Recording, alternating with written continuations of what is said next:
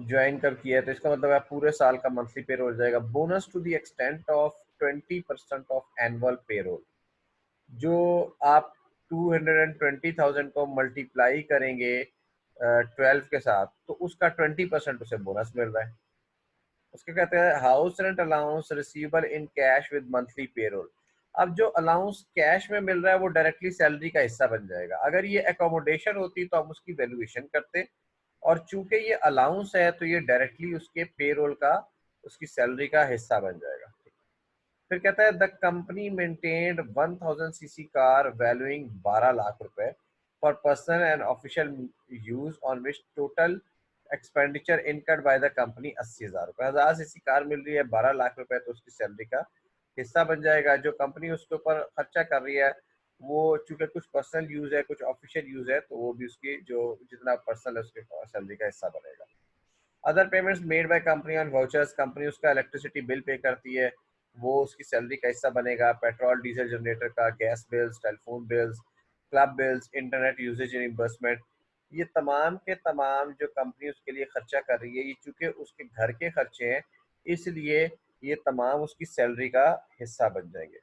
Mister Ainuddin Khan also receive the following sun pension from government, ये exempt from tax होती है, और डिविडेंड फ्रॉम इन्वेस्टमेंट इन वापडा bonds net of tax and zakat 70,000 रुपए।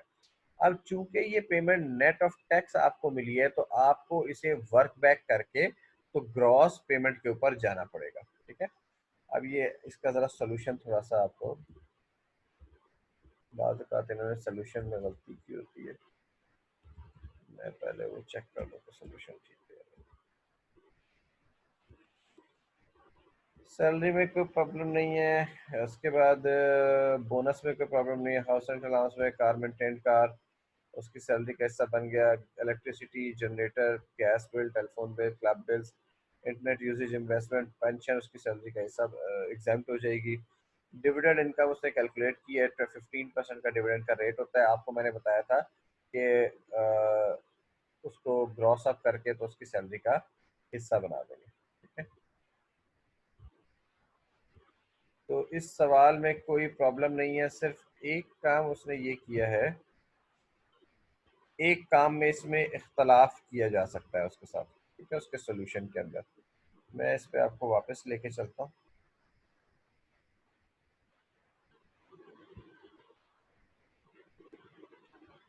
Gross up क्यों किया डिविडेंड को मैं अभी आपको बताता हूँ।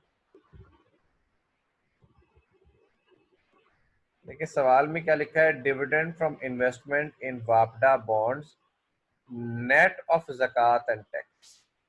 इसका मतलब ये हुआ कि डिविडेंड जो है आपको net of tax, zakat and net of tax मिल रहा है, इसके ऊपर टैक्स ऑलरेडी डिडक्ट हुआ है। मैंने आपको जब क्वेश्चन सॉल्व करवाए थे आपको याद होगा, मैंने एफटीआर के और जब मैंने न्यूमेरिकल करवाया था उसमें मैंने आपको बताया था कि डिविडेंड वगैरह की इन्फॉर्मेशन दो तरीके से आती है, तो या तो वो आपको ग्रॉस फिगर देगा, रिलेटेड टैक्स दे देगा, लेकिन अगर आपको वो ग्रॉस फिगर नहीं देता तो आपने टैक्स को वर्क बैक करके इसको ग्रॉस अप करना पड़ेगा। ठीक है, अच्छा इसमें दो सवाल के अंदर चीजें हैं जो उसने दी है।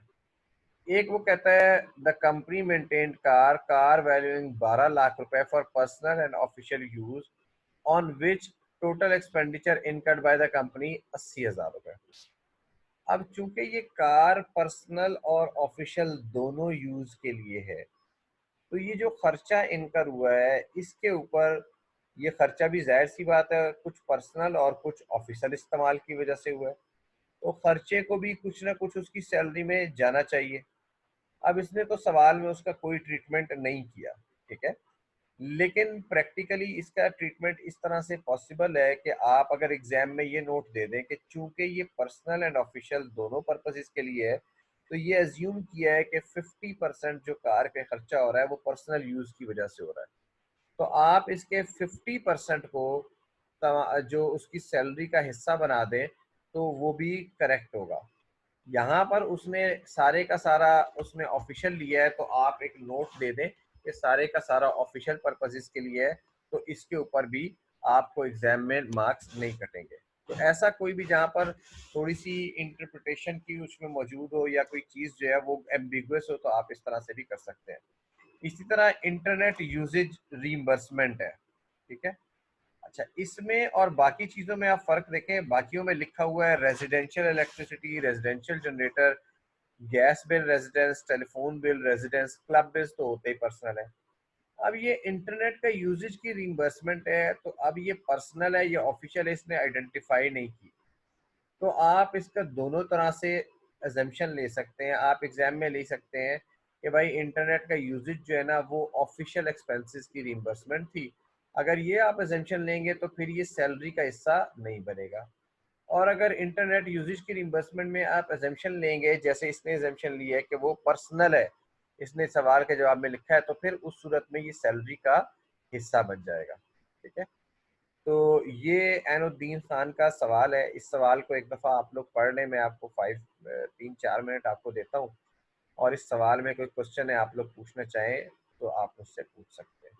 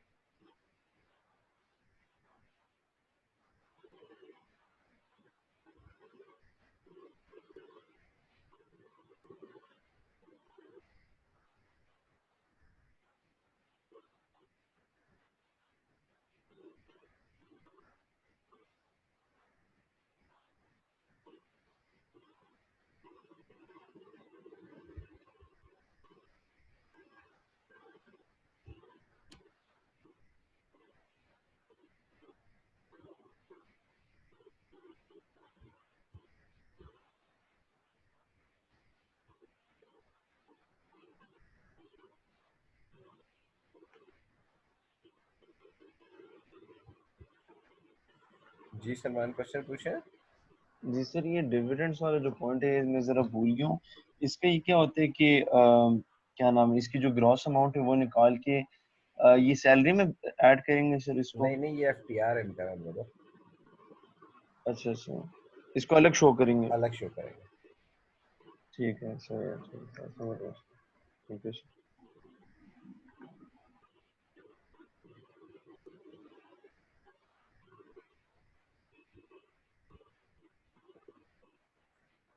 जी क्वेश्चन पूछें। सर मैंने ये पूछना था कि जो इंटरनेट यूजेज है, तो ये पॉसिबल है अगर हम उसको ये कंसिडर करेंगे, ये पर्सनल और ऑफिशियल यूज दोनों के लिए हो कि अगर इतनी उसको कोई मुश्किल अगर। इतनी मुश्किल एजम्पशन क्यों लेते हैं? बस या पर्सनल कर लें या ऑफिशियल कर लें। अच्छा, ठीक है सर।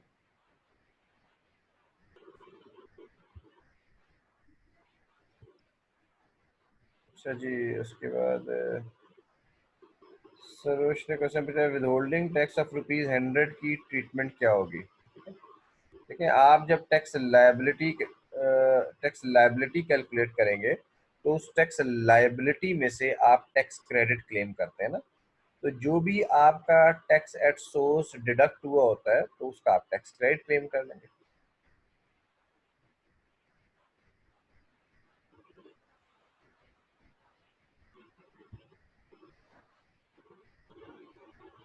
हाँ, ग्रॉस डिविडेंड पे देखिए, जब आप ग्रॉस, आपने क्वेश्चन किया है कि क्या ग्रॉस डिविडेंड पर टैक्स निकलेगा।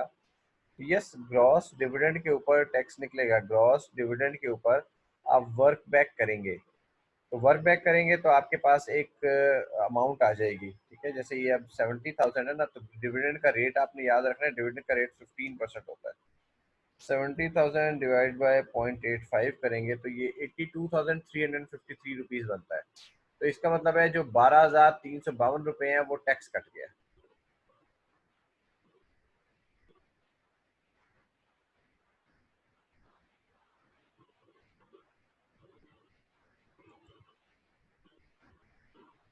अच्छा जी, तो ये ऐनुद्दीन खान, इसके सोल्यूशन में कोई और चीज़, कोई और चीज़ इसके सोल्यूशन में नहीं है। ठीक है, तो अब मैं नेक्स्ट क्वेश्चन आपको एक्सप्लेन करता हूँ।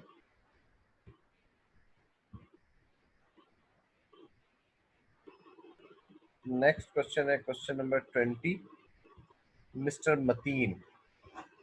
Mr. Mateen was employed with Melody Limited as an event organizer. Salaried person है. On June 30, 2019, he resigned from his employment without completion of notice period. On July 1, 2019, he joined another company, Rockstar Limited, as a senior event organizer. Following information is available relating to his assessment for the tax year 2020. 2020 का tax year का मतलब है जो information relevant है वो कौन सी है, जो जुलाई 1, 2019 से जून 30, 2020 तक है. On July 1, 2019, RSL paid rupees 2,80,000 to ML as compensation in lieu of unserved notice period by Mr. Mateen. तो ये एक तरह का ज्वाइनिंग बोनस जैसे मैंने आपको बताया था, तो ये उसकी सैलरी का पार्ट बन जाएगा. On July 15, 2019, Mr. Mateen received a gratuity of 3,50,000 from an unrecognized gratuity fund maintained by ML. He also received 1,50,000 रुपए as leave encashment. तो अब अनरिकग्नाइज ग्रेजुटी फंड से आपको याद है कि उसकी एग्जेम्पशन की एक लिमिट होती है, और वो एग्जेम्पशन की लिमिट होती है 75,000 और 50% of the amount received which ever is less. तो आपने उसकी वहां तक एग्जेम्पशन कर देनी है और बाकी अमाउंट सैलरी में शामिल हो जाएगी. इसी तरह लीव इनकैशमेंट की कोई एग्जेम्पशन नहीं होती. In accordance with his terms of employment, Mr. Mateen was provided with the following emoluments benefits during the year 2020. Basic salary 2,45,000 रुपए, सिंपली इसे 12 से मल्टीप्लाई कर देंगे. यूटिलिटी अलाउंस 21,000 रुपए पर मंथ, 12 से मल्टीप्लाई कर देंगे. रीइंबर्समेंट ऑफ मेडिकल एक्सपेंसेस, ठीक है. अब ये जो रीइंबर्समेंट ऑफ मेडिकल एक्सपेंसेस है, देखो तो शुरू में ही लिख दिया in accordance with the terms of employment. इसका मतलब है ये टर्म्स ऑफ एम्प्लॉयमेंट के मुताबिक है, लेकिन उसकी एक लिमिट है. वो कहता है up to 15% of annual basic salary and rupees 2,50,000 on account of hospitalization charges for his daughter were made after the procuring hospital bills showing the national tax number of the hospital. These bills were also attested and certified by RSL. For the 2 months of his employment, a pick and drop facility was provided to Mr. Mateen at a monthly rent of rupees 25,000 rupees. On September 1, 2019, RSL provided a company maintained 1300cc car which was partly used for private use. The cost of car was 15 lakh रुपए. Car का treatment है simply, ठीक है, तो वो उसकी salary का हिस्सा बन जाएगा. Monthly salary of 6,000 rupees was paid to Mateen housekeeper. अब उसके जो मतीन के हाउसकीपर को सैलरी पे हो रही है, वो जाहिर सी बात है मतीन को बेनिफिट हो रहा है, तो वो भी उसकी सैलरी का हिस्सा बन जाएगा. हाँ, और मिस्टर मतीन जो है उसमें से 20% पैसे कंपनी को वापस करता है, तो इसका मतलब है 6,000 का 80% सैलरी में जाएगा, बाकी सैलरी में नहीं जाएगा. A special allowance of 50,000 was paid to meet expenses necessary to be incurred in the performance of official duties. ये स्पेशल अलाउंस से ये एग्जेम्प्ट हो जाएगा. एक्चुअल एक्सपेंडिचर 40,000 रुपए था. एक्चुअल एक्सपेंडिचर से हमारा कोई ताल्लुक नहीं है, क्योंकि अलाउंस जो है वो उसका पूरा मकसद ही सिर्फ उसका रिइंबर्समेंट ऑफ एक्सपेंस था. ऑन जनवरी 1, 2020 उसको इंटरेस्ट फ्री लोन मिल गया 15 लाख रुपए का. ये 10 लाख रुपए के से ज्यादा का है, तो बेंच मार्क रेट 10% का है, तो जितना 12 लाख रुपए के ऊपर डिफरेंस होगा वो जनवरी 1, 2020 में मिला है, तो 6 महीने का उसकी सैलरी का हिस्सा बन जाएगा. कमीशन 5 लाख रुपए का पे किया है, और introducing new client to the company, ये भी उसकी सैलरी का हिस्सा बन जाएगा. Withholding tax was deducted by RSL at the rate of 12% from such payment. ये जो विदहोल्डिंग टैक्स डिडक्ट होगा, ये उसका टैक्स डिडक्टेड सोर्स के तौर पर वो क्लेम कर लेगा. फिर कहता है सैलरी में से 2020 का टैक्स डिडक्ट हुआ है 5,50,000 रुपए, इसे भी टैक्स डिडक्टेड के तौर पर क्लेम कर लेगा. Apart from his employment with RSL, Mr. Mateen also organized events for private clinics. He received total 10 lakh रुपए from such client. अब वो बिजनेस भी कर रहा है, तो इनकम फ्रॉम सैलरी के साथ उसकी इनकम फ्रॉम बिजनेस भी है, ठीक है. अच्छा जी, वो जो इनकम फ्रॉम बिजनेस है वो 10 लाख रुपए है, उसके ऊपर कोई टैक्स डिडक्ट नहीं हुआ.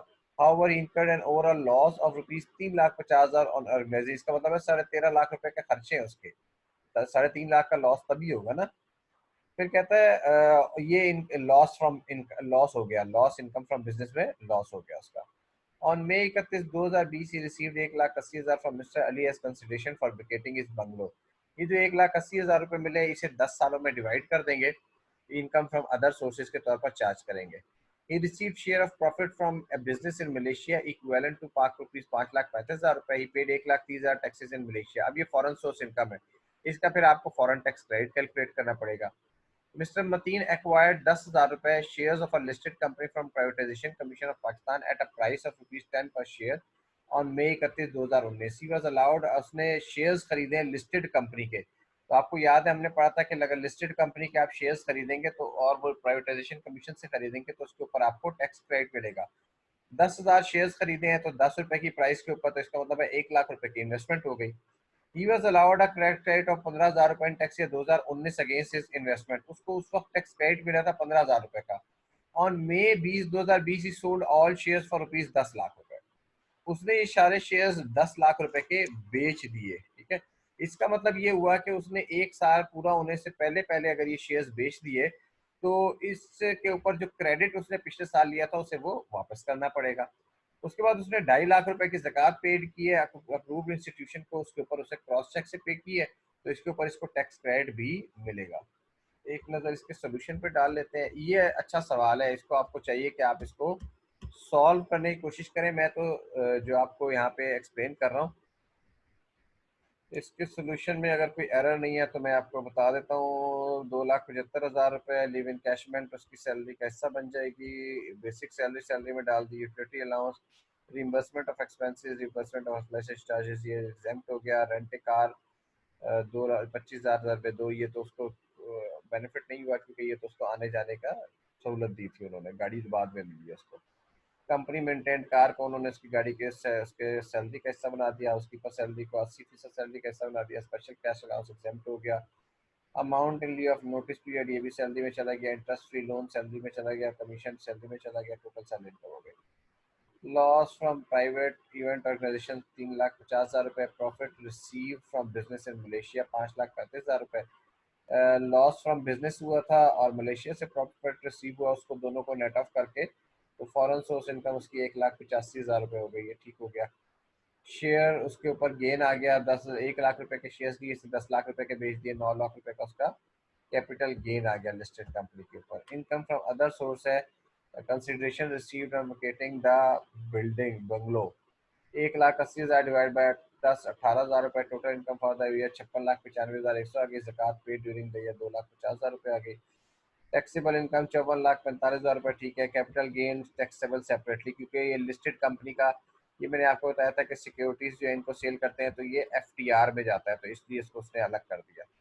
तो नॉर्मल टैक्स रिजीम की इनकम 45,45,100 रुपये आ गई। ठीक हो गया। Salary income plus business income plus उसने इनकम फ्रॉम अदर सोर्स को ऐड किया और इसमें से कैपिटल गेन को निकाल दिया। इसका सोल्यूशन यहाँ तक ठीक है। उसके बाद सैलरी इनकम कहता है 75% से ज़्यादा है तो सैलरी परसेंट का रेट लगा दिया उसने। टैक्स हो गया tax on balance income, tax payable on capital gain. Capital gain के ऊपर 15% रेट। अच्छा, यहाँ पर उसने आपको कैपिटल गेन के ऊपर टैक्स लगाया है। इसके रेट आपके पास एग्जाम में गिवन होंगे।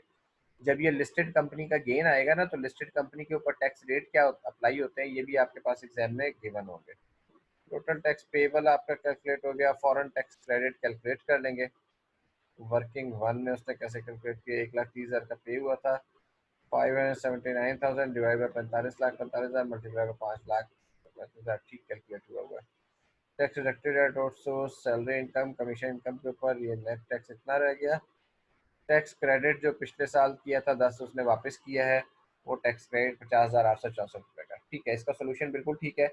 ये सवाल बहुत अच्छा सवाल है, इस सवाल को आपने अटेम्प्ट करना है। मैं दोबारा वापस इस सवाल के क्वेश्चन के ऊपर जाता हूँ और आपने कोई सवाल पूछना है इसके ऊपर तो मुझसे पूछ लें। चैट बॉक्स में कोई सवाल पड़ा हुआ है।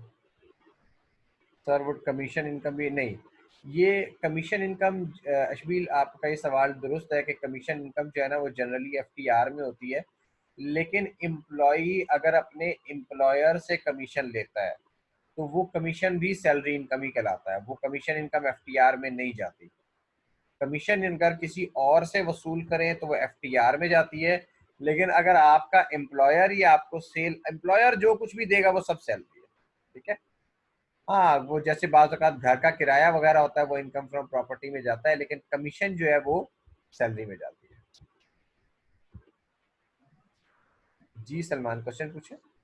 सर ये जो 2,80,000 है कंपनसेशन सर, ये सर ये तो कंपनी को इन्होंने दी है, तो ये मतीन के इनकम में क्यों ऐड करते हैं? क्योंकि मतीन के बिहाफ पर दी है ना। लेकिन इसका बेनिफिट तो मतलब सर तीन को मिल रहा है ना। ऊपर देखें, जब ये असल में होता ये है कि आपने ना जब कहीं पर मुलाजमत छोड़ते हैं तो आपको नोटिस सर्व करना पड़ता है, ठीक है।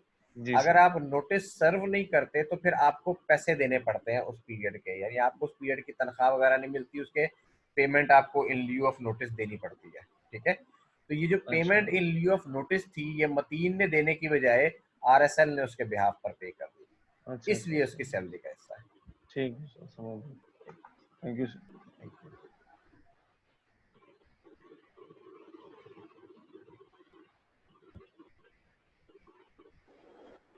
जी क्वेश्चन पूछे।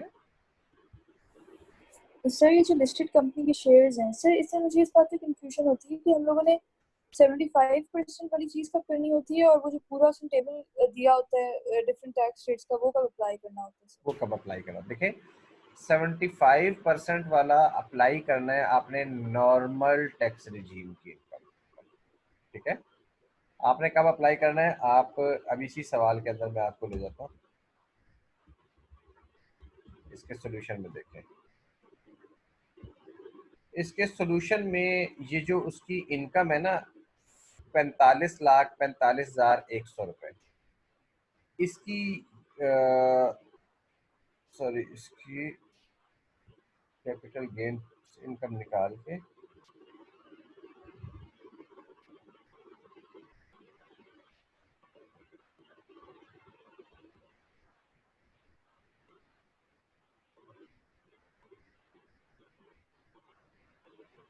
इसने यहाँ पर इसको सॉल्व किया है, इसने सारी चीज़ें माइनस कर दी है उसके अंदर से।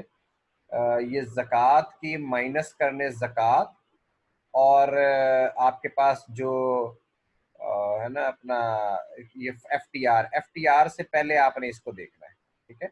यानी सिर्फ और सिर्फ नॉर्मल टैक्स रिजीम की जो इनकम है ना उसमें देखना है कि आपकी सैलरी इनकम का कितना हिस्सा है। यहाँ पर इसने ओवरऑल उसको कैलकुलेशन अलग नहीं दिखाई कहीं पे कि 75% से ज़्यादा है या कम है, इसको कैलकुलेशन दिखानी चाहिए थी, लेकिन वैसे आपकी याददाश्त के लिए जहन में रखें कि ये हम सिर्फ और सिर्फ नॉर्मल टैक्स रिजीम इनकम के ऊपर देखते हैं, इसको हम फाइनल टैक्स रिजीम इनकम के ऊपर नहीं देखते। अच्छा, इसमें एक ये भी काम इसने गलत किया है कैलकुलेशन के अंदर कि इसने ज़कात को जो है ना वो टोटल इनकम में से माइनस किया है, ठीक है। ज़कात एफटीआर इनकम के अगेंस्ट नहीं मिलती, इसे चाहिए ये था कि पहले एफटीआर इनकम माइनस करता और फिर जो नॉर्मल टैक्स रिजीम की इनकम थी उसमें से ज़कात माइनस करनी चाहिए, ठीक है, और फिर नेट आपके पास इनकम निकल आती। यहाँ पर इसने ये एक गलती की है, एक स्टेप उसने ऊपर नीचे कर दिया है, ठीक है। उसने ज़कात को पहले माइनस किया है और एफटीआर इनकम बाद में निकाली है, जबकि एफटीआर इनकम पहले निकाल के और ज़कात सिर्फ और सिर्फ नॉर्मल टैक्स रिजीम में से माइनस होनी चाहिए। तो नॉर्मल टैक्स रिजीम में आपने ऑब्जर्व करना है कि ये 75% है या नहीं। सरोज, बात समझ में आई है? Yes sir. अच्छा, इससे सवाल के ना जो सोल्यूशन है रिजल्ट पे फर्क नहीं पड़ेगा, ठीक है। ये स्टेप्स जो है ना ये सिर्फ जो करेक्ट तरीकाकार है वर्किंग का उसकी आइडेंटिफिकेशन के लिए है, वरना रिजल्ट वही आएगा जो इसने निकाला है। ठीक है सर। किसी का कोई और क्वेश्चन?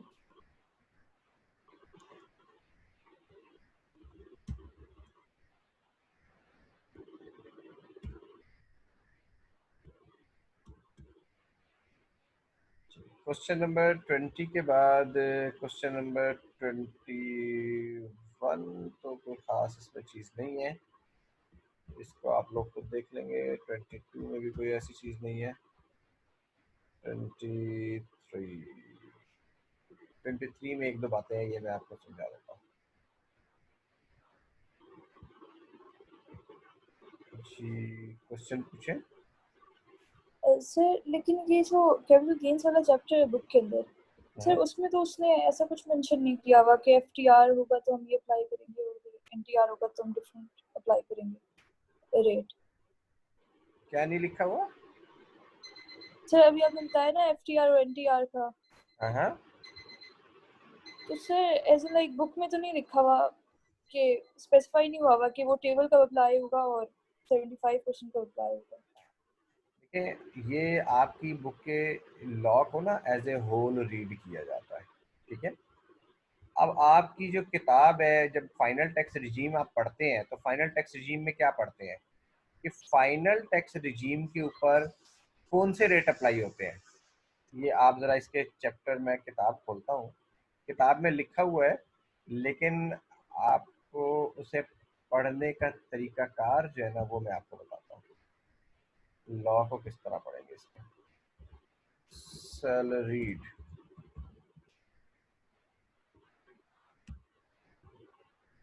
अच्छा देखें ये क्या लिखा हुआ है आपकी किताब का चैप्टर 4 अब मैंने ओपन किया है, ठीक है। चैप्टर 4 में क्या लिखा हुआ है, where the income of an individual chargeable under the head salary exceeds 75% of his taxable income. किस चीज के 75% से एक्सीड करेगा, जब उसकी टैक्सेबल इनकम के 75% से एक्सीड करेगा, ठीक है। अच्छा अब जरा आए इसके अंदर टैक्सेबल इनकम की एक डेफिनेशन है।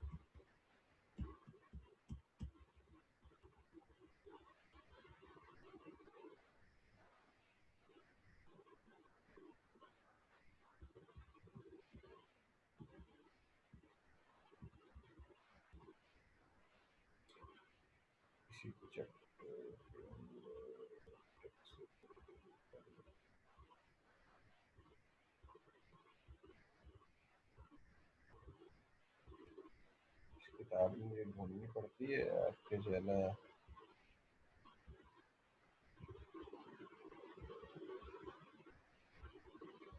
मेरे नोट्स में अलग से लिखी हुई है।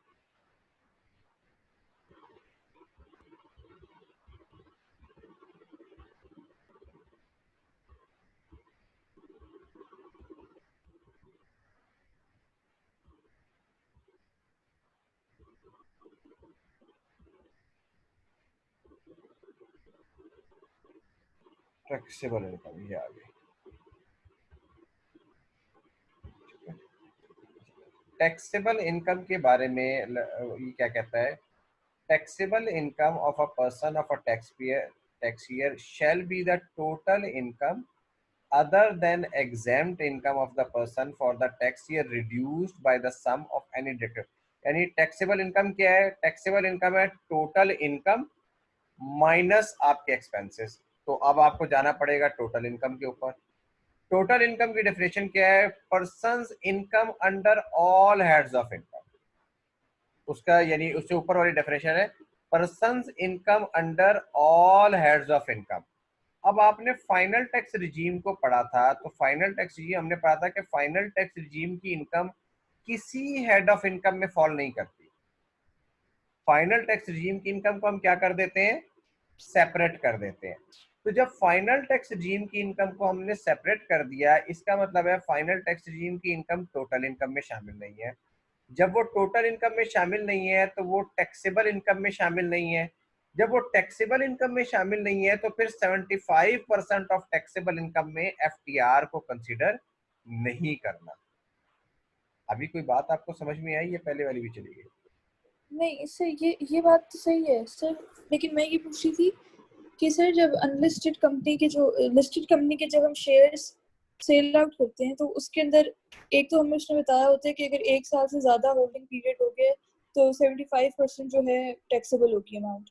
एक तो ये चीज होती है, और दूसरी वो एक पूरा उसने टेबल दिया होता है कि 12 टू 24 मंथ्स से एक्सीडिंग और वो सब।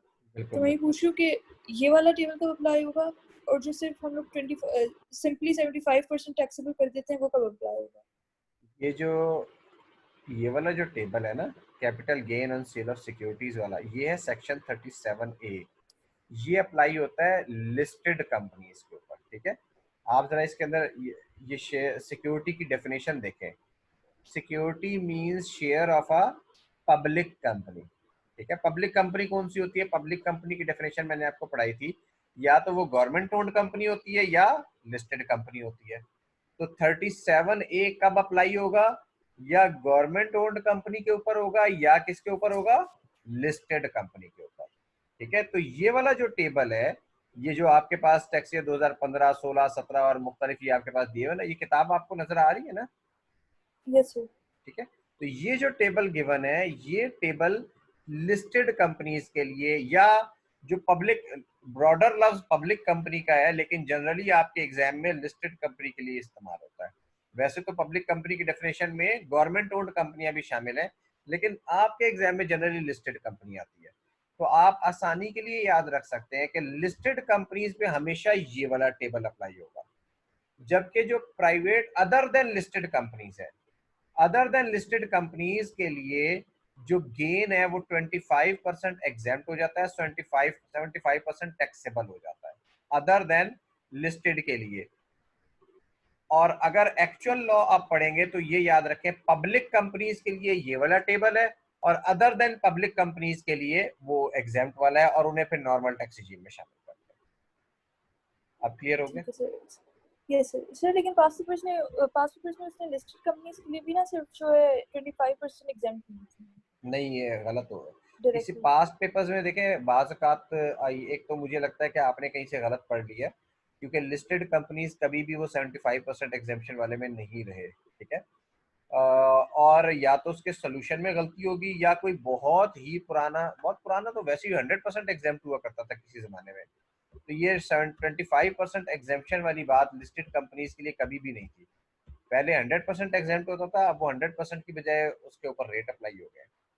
और अब लिस्टेड कंपनीज के ऊपर जो है ना, ये फिक्स रेट हो गया 15%। का पहले तो मुख्तलिफ रेट्स होते थे, अब तो ये 15% का रेट हो गया। तो आप ये याद रखें, डिविडेंड के ऊपर और इसके ऊपर भी 15% है, और प्रॉफिट ऑन डेट के ऊपर 10% होता है या 15% होता है। ठीक है ठीक है, सर। और सर ये टेबल याद करना है हमें?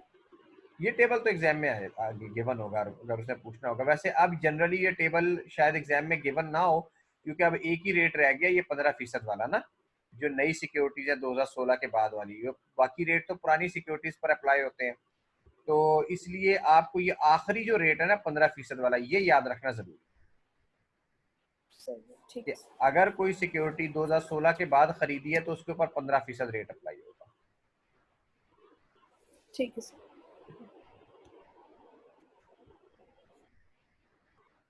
जी, किसी का कोई और क्वेश्चन?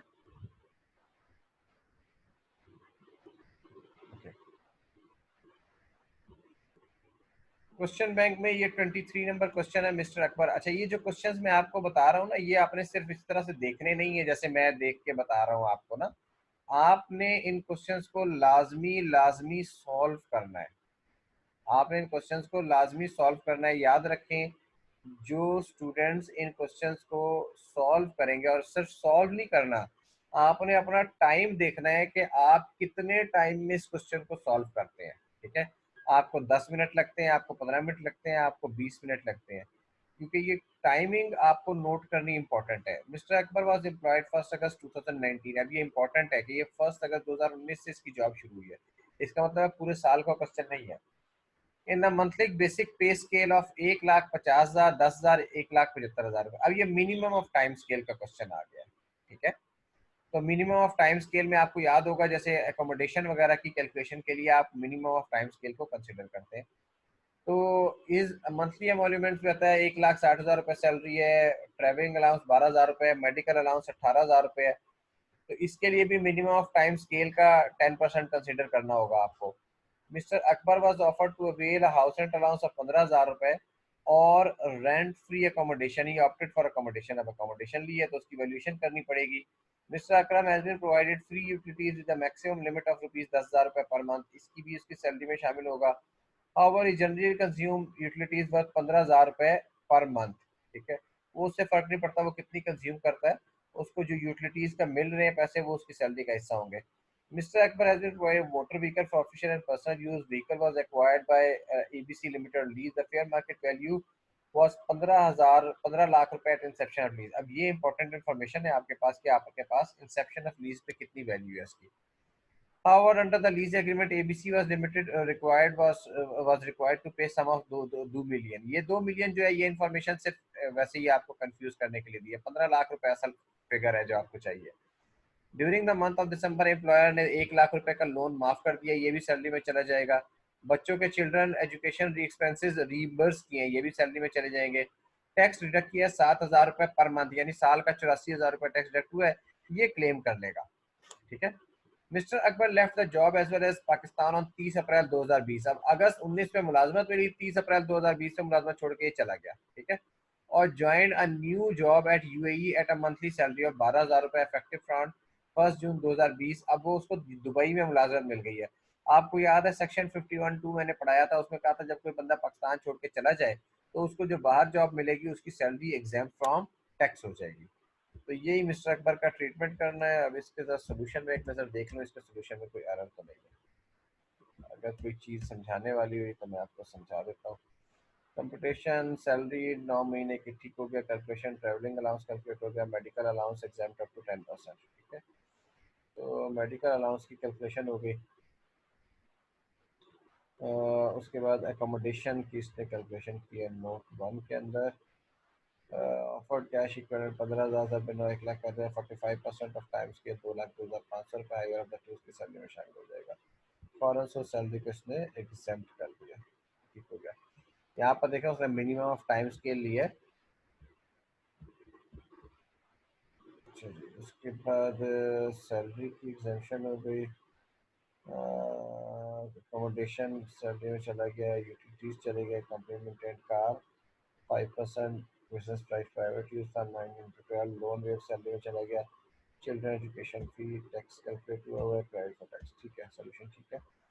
तो इस सवाल को आप सॉल्व कर लें। ये जो सवाल मैंने आपको बताया है क्वेश्चन नंबर 15 से लेकर 23 तक, इन क्वेश्चंस को आप घर पे बैठ के सॉल्व करें।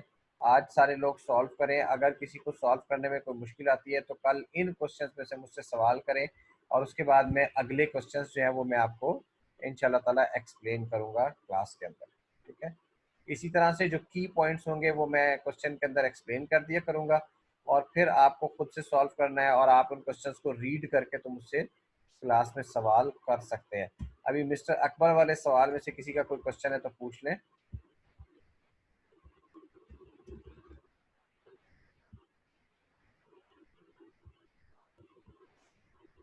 इस क्वेश्चन में से किसी का कोई क्वेश्चन है तो पूछ लें।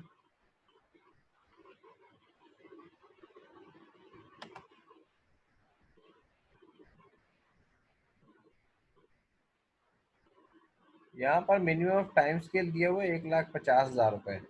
मुझे लगता है सोल्यूशन में उसने उसे 50,000 रुपये लिखा हुआ है। ये चेक कर लीजिएगा, अगर कोई एरर हो तो उसे करेक्ट कर लीजिएगा। ये 1,50,000 है मेरा ख्याल है। अभी सोल्यूशन देखा था तो उन्होंने मिनिमम ऑफ टाइम स्केल 50,000 लिखा है, वो गलत है। 1,50,000 रुपये लेना है।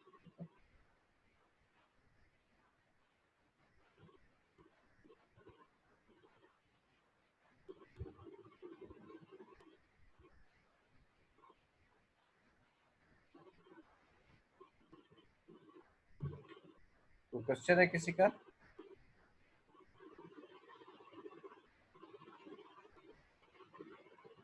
कोई क्वेश्चन नहीं है? ओके जी, कल इंशाल्लाह ताला मुलाकात होगी। नए सवाल हम डिस्कस करेंगे क्लास के अंदर। Thank you very much.